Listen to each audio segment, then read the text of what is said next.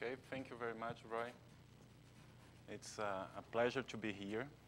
It's not my first time in South America. But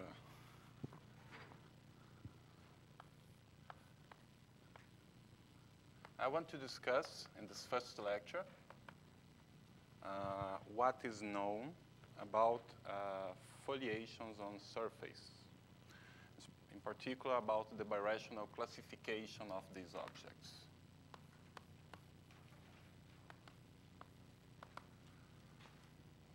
So let me start by defining foliation. So a foliation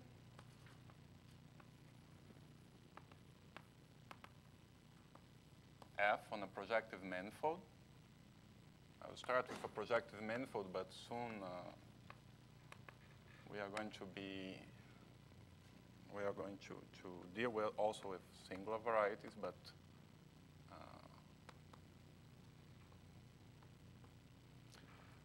for me it's a pair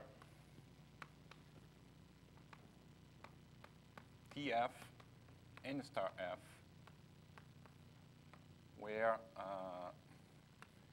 TF is a subsheaf of the tangent sheaf of X, and star F is a subsheaf of the conormal of the omega 1, and they satisfy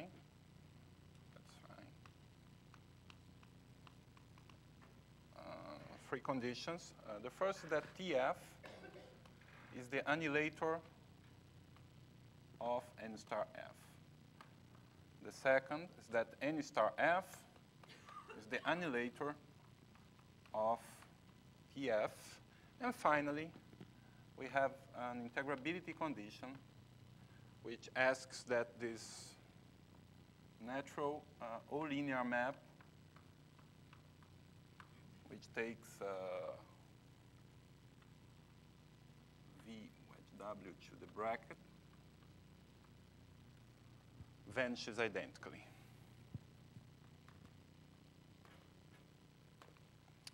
Okay, so even if most of the time in these lectures I will focus on properties of TF, I'm trying to make a point here is that some people define a foliation as a subband, a subsheaf of Tx. You, of course, can do that. It will be equivalent to that. But we should keep in mind that attached to this geometric object, which is the foliation, we have two sheaves, the tangent and the normal. Okay, so one remark is that Tf is reflexive and centered in Tx. This is, of course, the tangent sheaf of F. And this is the conormal sheaf.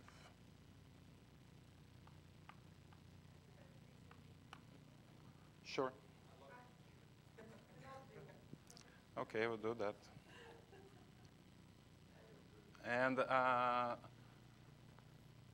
the dimension of F is the rank of TF,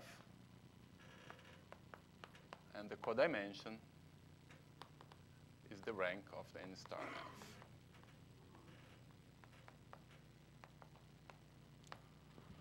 So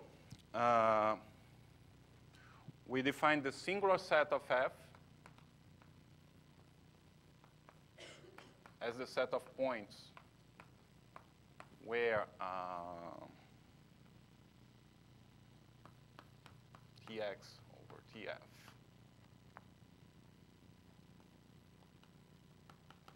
is not locally free.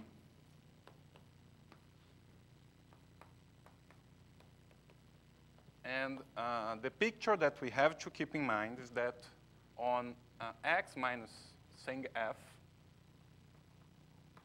away from the singularities, a foliation is a fibration. So if I take a point here, there exists a neighborhood U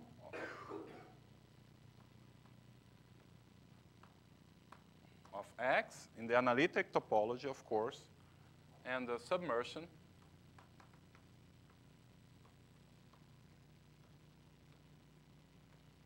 such that TF restricted to U is the kernel of DF, or if you prefer, the relative tangent sheave, and N star U is the pullback omega 1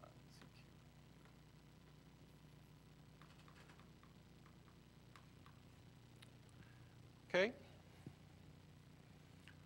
So as in the case of varieties, people have tried to understand how the canonical bundle of a foliation determines its geometry, how it governs the geometry of F.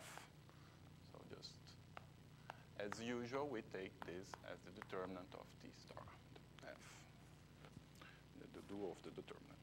Okay. So this history begins in late 80s, I think, when Miyaoka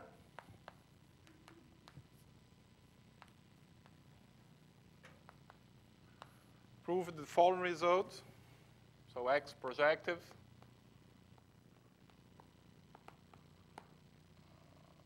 age ample. Then if KF intersects negatively age n minus 1, then F is uniruled. Of course, at the time, the focus was not on F in itself, but on the variety. This is one of the key ingredients to prove abundance in dimension 3.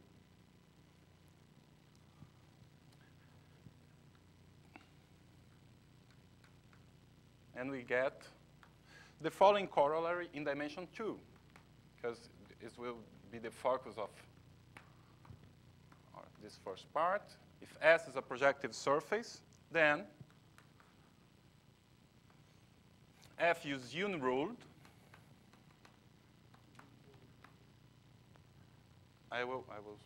Okay. Let me just write this down, or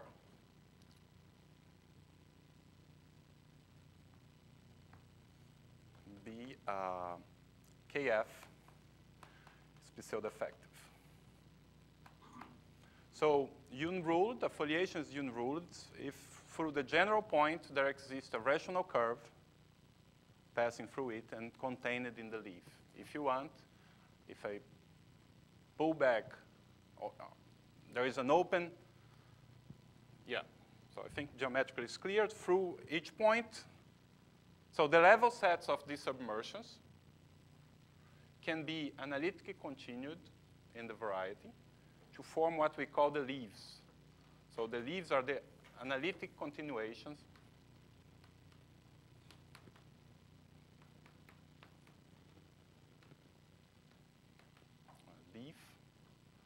the analytic continuation of a level set of F. So to say that it's uniruled means that through a general point there exists a rational curve contained in a leaf, or if you prefer, for general X, in X, there exists a F from P1 to X, mapping 0 to X, non-constant, and such that TF, TP1 factors the inclusion induced by the differential from here, factors through the F star of TF, at least over an open set. Okay? Very good. So An important thing on this corollary is to notice that this OR is not exclusive. Both cases can happen. So let me give one very simple example.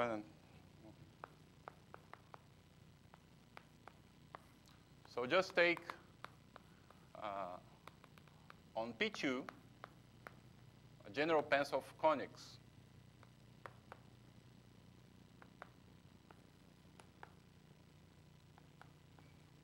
So the relative tangent bundle of this map, of this rational map,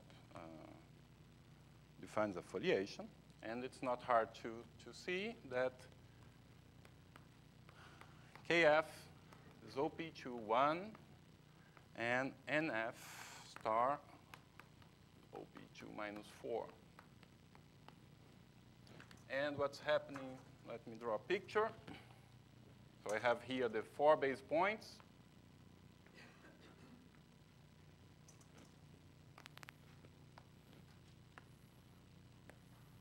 Have these special elements in the pencil.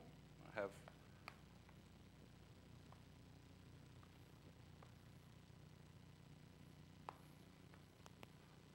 so I have some singular elements of the pencil. They are exactly 3, and we have these base points, such that the general element of the pencil, in fact, every element of the pencil, pass here as a smooth curve. Okay. And so in this case, we have that F is unruled. And at the same time, has ample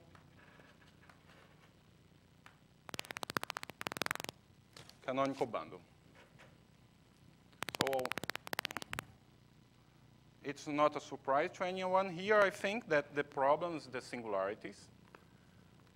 And if you want to have a meaningful theory of any birational object, we have to restrict the kinds of the singularities that we are dealing with.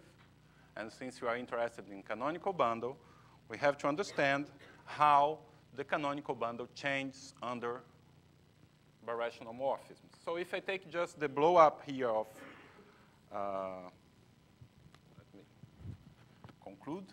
If I take S, the blow up of P2 in the 7 marked points, we are going to see the following picture.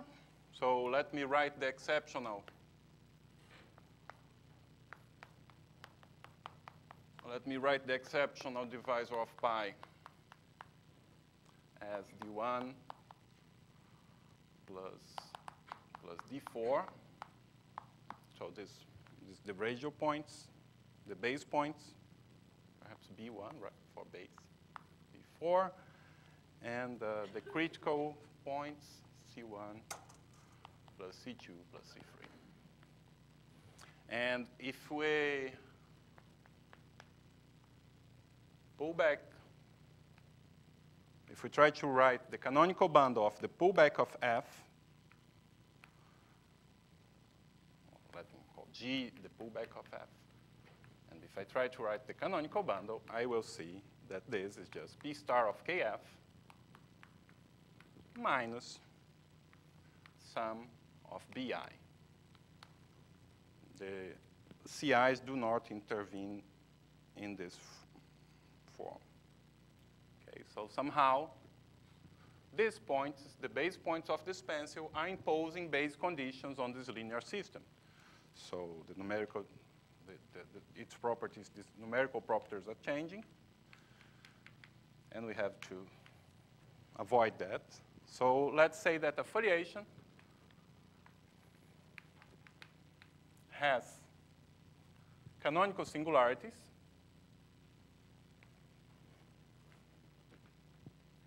just as in the case of varieties. If Kp star F minus P star of Kf is non-negative for every pi from Y to X birational morphism.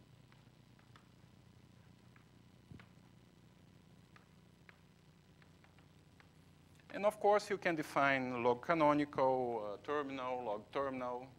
You can just transport this concept to this context. And even if I'm not defining exactly what is a canonical singularity, you can guess, right? Very well.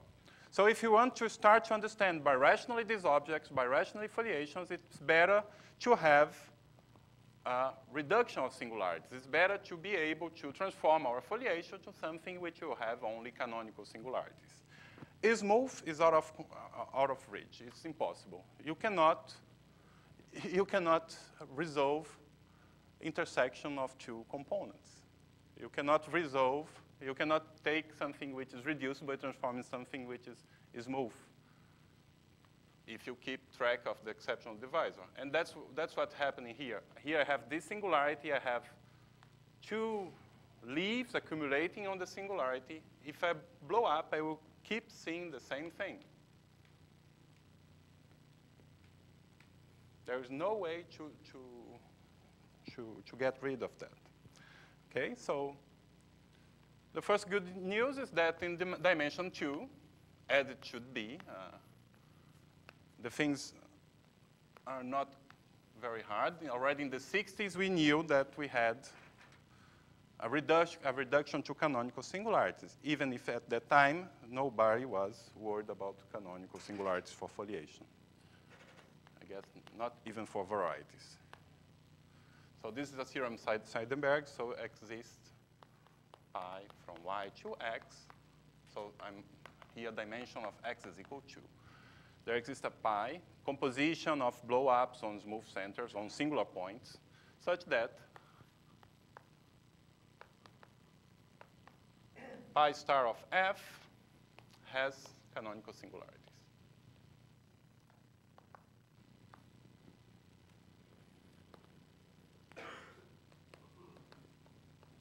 And then, in this situation, the theorem of the corollary becomes an equivalence. So f is uniruled. So if S is a projected surface and f has canonical singularities, then this or is exclusive now. It's one or the other, not both.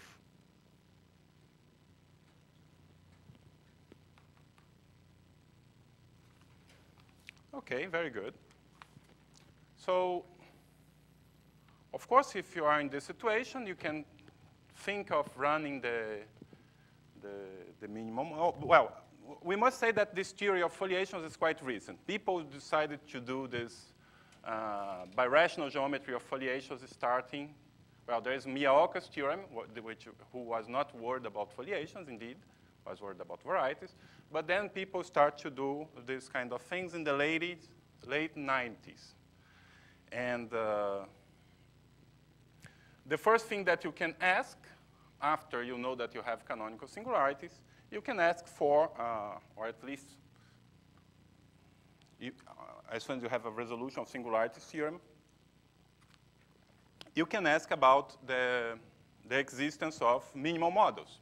But it's still in the classical sense. And we are not going to deal with singular varieties or just trying to contract as much as we can without destroying this property of having canonical singularities.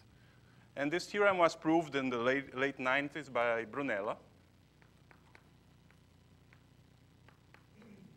which proves that then f with canonical singularities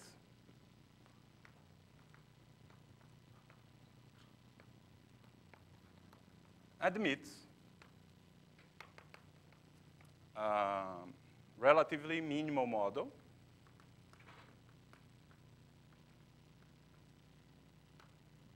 this is completely trivial as in the case of surface. You just keep contracting the -1 curves that you can contract. There is no content in this statement, but the content is here. And this minimal model, this model is unique. except in the following cases.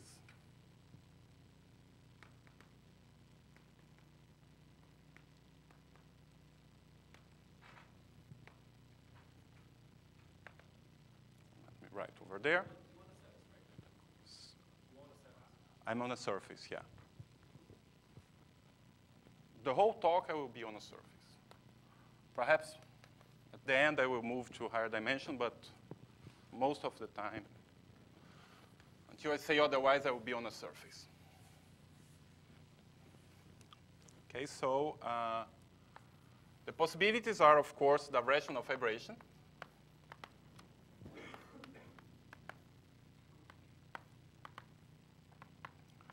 Or something which for a birational geometry looks like a rational vibration. Here, what I mean by that is a recursive foliation. I have a rational vibration, meaning a vibration with rational fibers.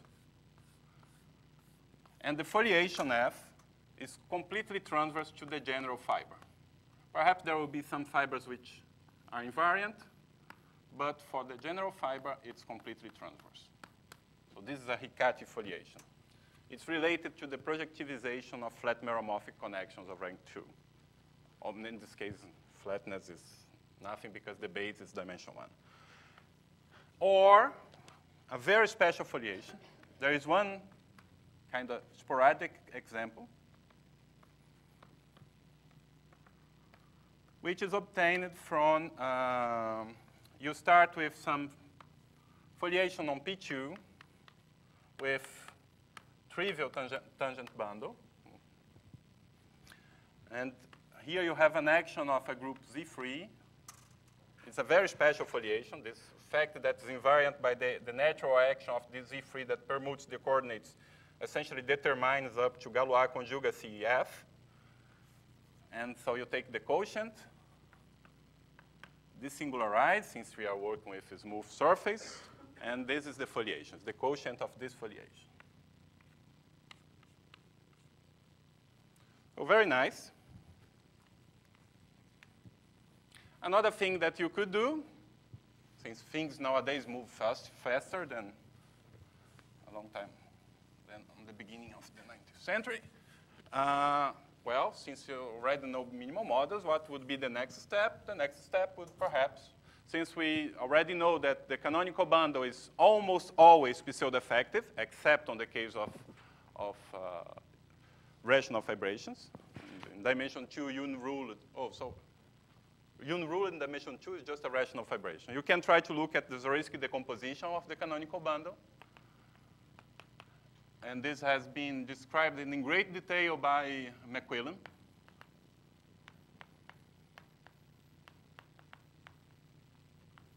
So we can write Kf as P plus N.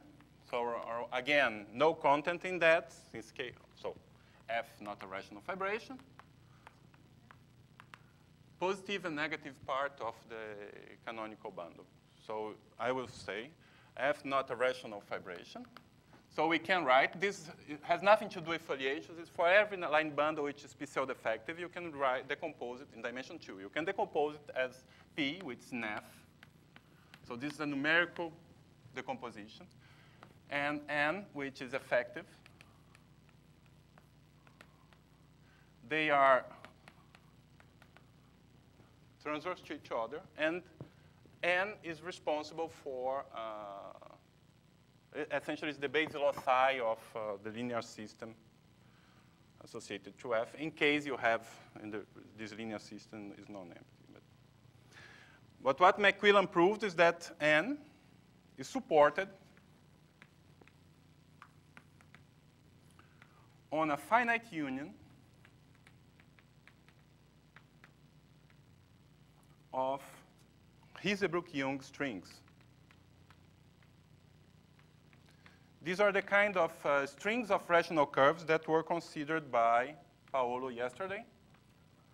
So all curves in the string have self-intersection smaller than -2. And the picture is that on one side I have no singularity at all. The singularity of the foliation will be only around these points, and in one of the ends there will be some leaf going away, but in the other no. Okay? So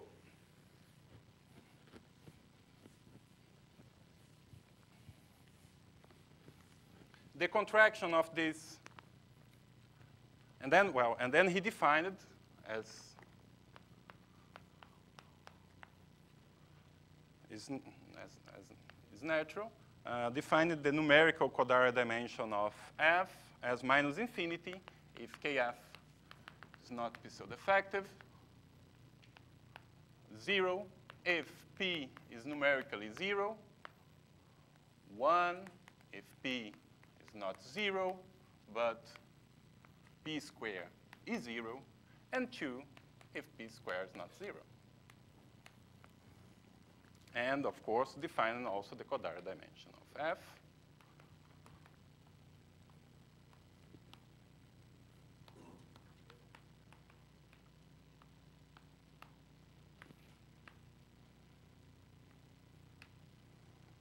Okay. New f, yeah.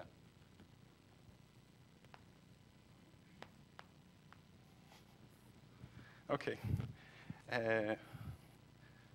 Okay, so the nice thing is that he pursued the classification also of these objects.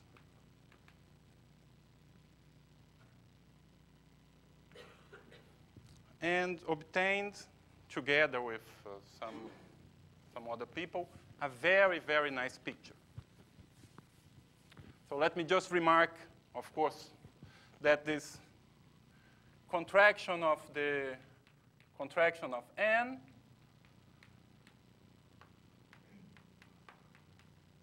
leads, of course, this description is for f relatively minimal, right?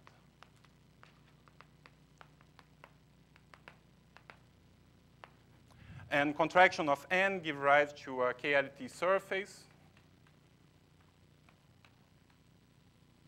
with nice properties, which is a nice property. Okay, so the classification.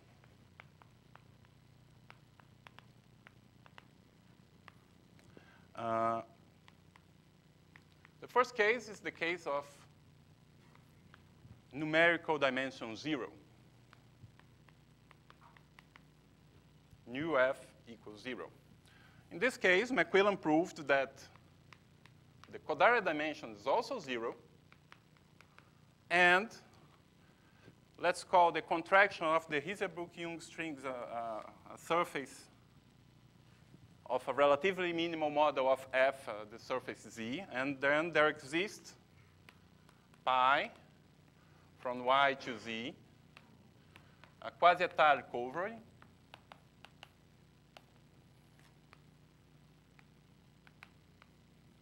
so it's italic in codimension 1, quasi-italic covering such that with y smooth, such that P star of f, the foliation on z, will be a foliation g on y, which has trivial canonical bundle, or trivial tangent bundle. So after a quasi-italic covering, your foliation is defined by a vector field. And of course, according to the codaric dimension of z, you have a abelian surface or a rational or something of codaric dimension minus infinity, or elliptic fibration over an isotrivial elliptic fibration over a curve of genus at least 2. So somehow in this picture, the classification of the foliation is given by the classification of the surface. There is also the work of Mendes, which did his PhD thesis here at the IMPA. So he was I guess that he was the first that put on the paper that the Kodaira dimension was an invariant. I'm not really sure. But he classified the case of Kodaira equal 1. And then you have a list, Hikachi, which I already know. So this is transverse to P1 bundle, right? We have turbulent, which is the elliptic version of Hikachi, transverse to elliptic bundle, elliptic fibration. We have non-isotrivial elliptic fibration.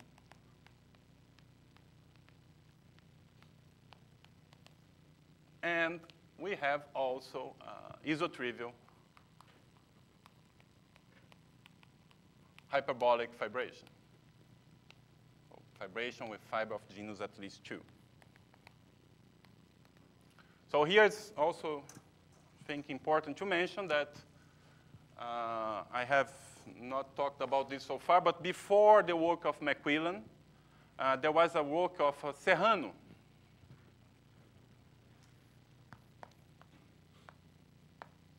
which looked at exactly the same problem, but in the case, the foliation was a fibration. So he decomposed the canonical bundle of the foliation, of the fibration, and described the negative part, and give a classification according to the Kodaira dimension. Okay? Very good. And then comes the surprise. And it's a very, very deep theorem by Brunella and McQuillan, independently, but in collaboration. If you know McQuillan and knew Brunella, you understand that. That the numerical dimension is 1, and Kodaira dimension different from 1 implies Kodaira dimension is minus infinity, and F is a quotient of the natural fibration, one of the natural vibrations on the bidisk. So of course, this is an infinite quotient, and this is a quotient which is irreducible. So I'm taking the quotient of h times h by a lattice, which has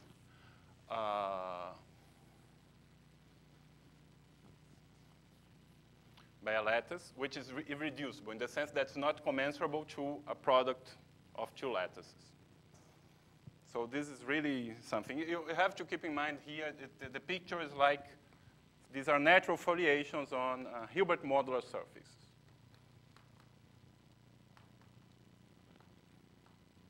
So they are not necessarily Hilbert modular surface, but they always look like Hilbert modular surface. Sure. So when you contract, do you have a T on the foliation? Do you get the canonical? KLT. Ah, so it's not preserved. No. It gets worse. Get worse. Because you are contracting these things. So there are no restrictions on the Hirzebruch-Young. You can take any Hirzebruch-Young and you can realize as the negative part of a foliation. But things get worse. If these things look strange, there we have still two. So this what I've just discussed here is that non-vanishing, as Vlad discussed it yesterday, does not hold.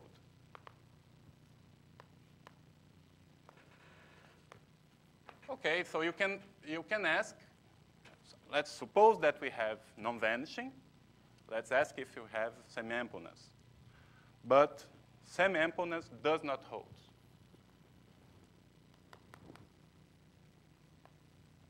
Semi-ampleness does not hold. So and the picture essentially comes from this Hilbert modular surface.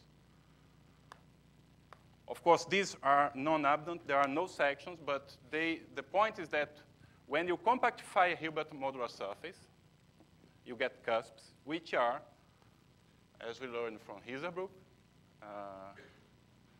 desingularized by a cycle of rational curves. So this is a resolution. I'm writing schematically resolution of a cusp.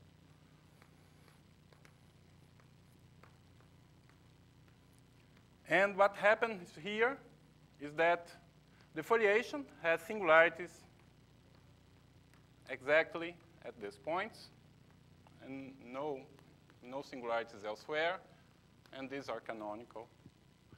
And the points that we have formulas to Kf. If I have C invariant by F, we have that Kf in C is just what? It should be Kc, right? Except that we have to correct Kc by the singularity. So it's minus K minus Z, where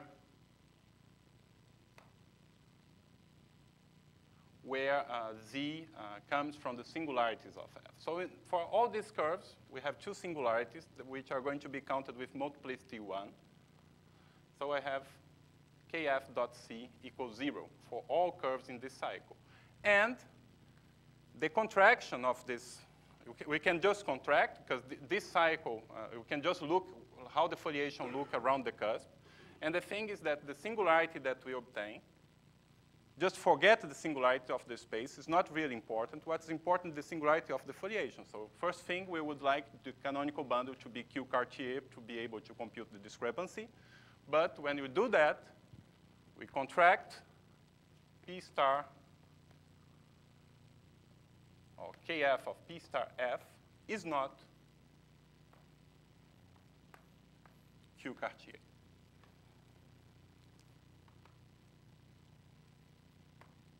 And that's essentially this thing that makes the lack of semi-ampleness. And also, if you want, you can try to take your favorite theorem on, you can play this game and try to take your favorite theorem on the theory of surface and try to translate into this word. I'm just saying that it will not be straightforward. It will be very likely an interesting problem. And for instance, Paolo and together with Enrica Flores proved the invariance of plurigenera for high plurigenera, but also proved that the invariance of plurigenera does not hold in general. I think they found counterexamples in every class, right? Except for 0. So invariance of plurigenera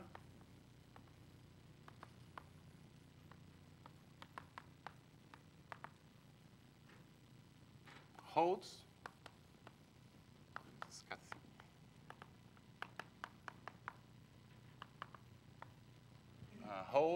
for M large, but does not hold for every M. Okay, very well. But these are bad news, or at least they are saying that life is more interesting. Depends on when.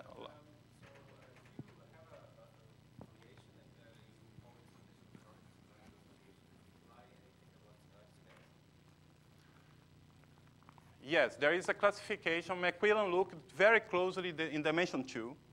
He looked very closely what a canonical singularity is. So he has a classification. Yes, quite reasonable. Even if you don't need that a priori. You see that the canonical bundle do not enter in this picture. Here it entered just by chance. Right? Point is that, yeah.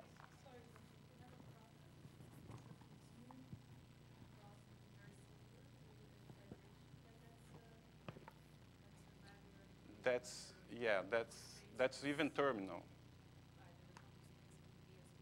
Yeah, but that does not count. Except for that example, in dimension 2, things are reasonable.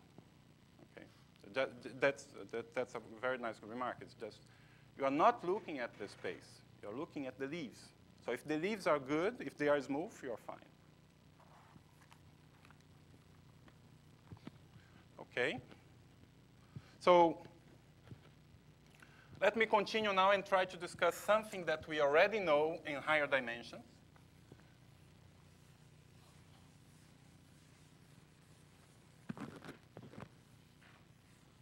We could go on here. I always like to make publicity for these problems. This is one that I think that I would perhaps even give some money or some wine for a positive solution. And I will stop talking with the person if she has a negative solution. Can we bound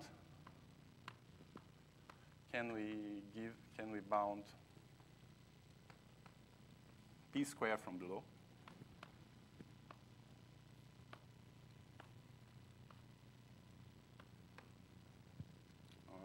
Can we effectively produce pluricanonical sections? Meaning, of course, does there exist a bound? Does there exist an M such that M greater than 120, you always have at least one section? We have no idea on these questions. The point is that the denominator of the heuristic decomposition is not bounded in this setup. So we don't know nothing at all. Okay, but that should not stop us. Let's go ahead and move to higher dimension. So the things start to get very, very complicated when we talk about resolution of singularities. The point is that we are very far to have a theorem that holds in full generality, meaning I can always have canonical singularities after finitely many blow-ups. We have two very important papers, each one 100 pages, that settles the question in dimension 3. So we have two cases: foliations of dimension 1, foliations by curves, the foliation of codimension 1, foliation by surfaces. So Felipe Cano proved that exists pi from Y smooth to X. So F codimension equal 1. So exists pi such that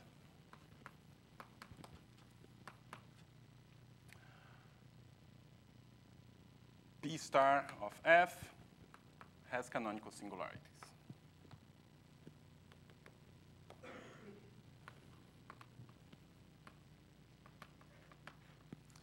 And indeed, this guy has been doing resolution of singularities since the since the 80s. And before dealing with the case of codimension 1, he had a reduction of singularities for foliations of dimension 3 along a valuation. He had a local uniformization theorem, local reduction of singularities.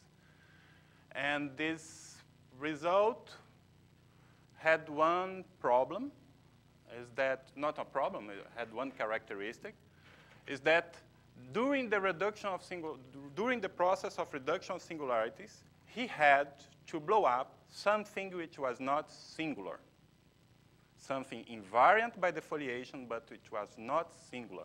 So you cannot globalize. The leaves of a foliation are very transcendental. And even worse, even in the local case, he was forced to blow up something which was formal, not convergent. So for foliations of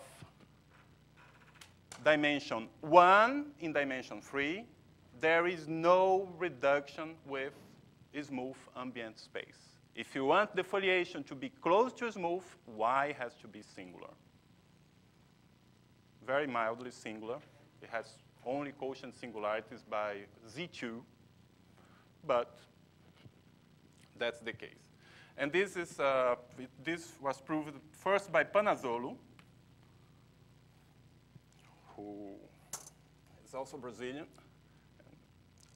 And he proved, but he proved first in the real analytic category, doing weighted blow-ups, but he worked with manifolds with corners, but then McQuillan worked together for him and realized that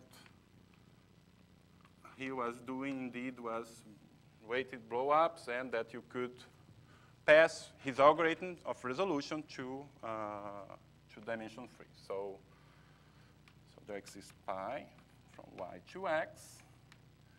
So this is a composition of weighted blow-ups along singularities with center contain the singularities of the foliation, and the outcome has quotient singularities, of course. We'll start with something smooth. And also there is this thing that is kind of disturbing, right? Because this is dimension 1 in dimension 3. Dimension of x equal 3, dimension of f equal 1. So in dimension 1, as the dimension of x goes up, you are forced to have, because then you can resolve the singularities which are not z over 2. We are not. But in dimension 4, you are going to have singularities, or in dimension n, you're going to have singularities which are cyclic quotient of order n minus 1, and who knows what else. So the proofs are not generalizable as they are right now. So the proof of Panazzolo is a control of 5 or 6 invariants, and each one is an integer, is a z, an element of z4, z5. It's really hard. It's combinatorially extremely involved, this proof. And this proof, it's not so much, but it has one problem. One thing that makes it very hard to understand is that you are all the time you are using integrability in rather mysterious ways. You don't really see what is happening. Let's suppose that there exists an infinite sequence. You arrive, you obtain a contradiction by manipulation using integrability. But there is no analog theorem for distributions, for instance. If you drop the integrability, we don't know.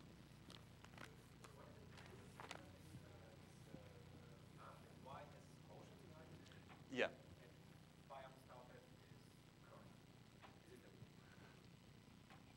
Sorry? Dimension f is 1. So what is this? What is this pi? This pi is a composition of weighted blow-ups along centers with centers which are in the singular set of the foliation. We are just blowing up centers on the. You could get any singularity that you have when you do a weighted blow-up, but the foliation, canonical, yeah. Sorry. So canonical singularities. P star f has canonical singularities.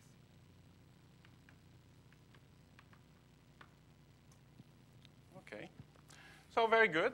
And then McQuillan also claims that he has, he can run minimal model in dimension, assuming canonical singularities, he can run the minimal model, but on dimension 1, but I can comment on that. I have not read that paper yet. But anyway, I don't want to focus in dimension 1. I want to go to higher dimensions. So let me just talk one last thing before finishing. Oh, there is also, let me mention this, that's quite important. it's Bogomolov-McQuillan.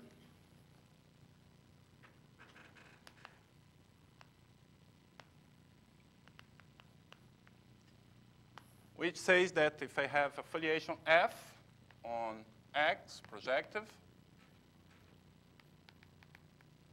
and C, a curve which is not contained, projecting canonical singularities if you want, canonical singularities. No, let me drop that. So projective, and let's suppose that C intersection of the singular set of F is empty. They don't need this hypothesis. They allow intersection of the singular set, but they have to ask somehow that the tangent bundle of the foliation is locally free around C. I don't want to get too technical, so let's just assume that. And suppose that TF restricted to C is ample. Then this gives that F, the general leaf through X in C is rationally connected. So it's algebraic and rationally connected. Okay? And on the other hand, this is quite good, but does not, and from this, they can deduce a Cohn's theorem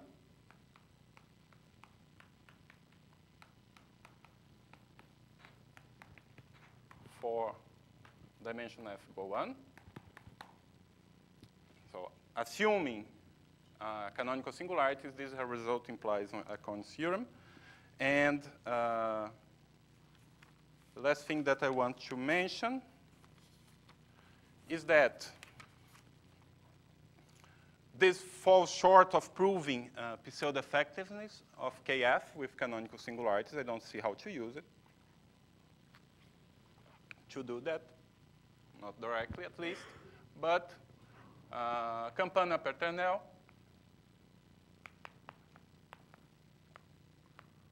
proved that if KF is not pseudo-effective, now here is any dimension, KF is pseudo-effective. Oh, KF not pseudo-effective implies that F is unibrood. And one remark is that if F has canonical singularities,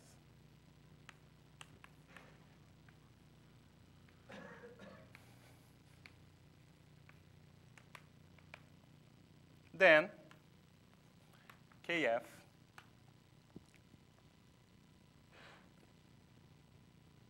and F is uniruled,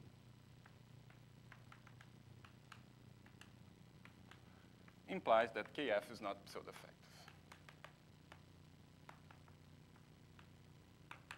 So it's just to combine this result of Campana-Paternel with some classical result of Zariski that if you blow up a lot, you separate curves. Essentially, is that. You want to move away the rational curves from the singular set of F. That's all you want to do. Because once you have done that, you just compute KF and it's not pseudo-effective. Okay, so this afternoon I want to discuss, even if in the dimension 2 say that the things should not, we should be very careful to draw analogies between the case of foliations and varieties. We should be ready for everything, essentially. This has not stopped us, and there are people that are trying to understand the basic building blocks of a hypothetical Mori program. So you can try to describe foliations with ample canonical bundle, with numerically trivial canonical bundle, and so on, and have fun with it, even if the Mori program never comes up. But that's what I'm going to discuss this afternoon, essentially foliations with numerically trivial canonical bundle.